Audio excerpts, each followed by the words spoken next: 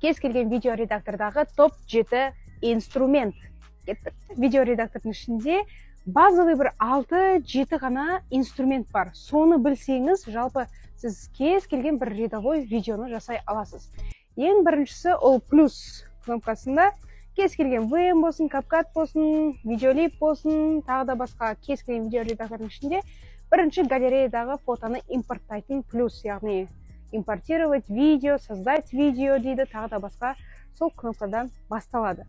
Екіншісі бұл разделить. Разделиттің екі түрлі несі бар. Біріншісі видеоның өзіне басқан кезде екі жағында ползуноктары бар. Ползуноктар төр дейміз бе, не дейміз.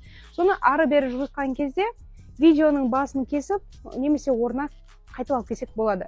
Екінші варианты бар, ол видеоны басамызда, ана линия тұрады, текущий кадр бар, ол қызыл линия. Соның бойында көрсетіп тұрған кадрда разделить деген астында бассақ, бұл бізде тура сол жерде видеоны екіге бөліп тастайды.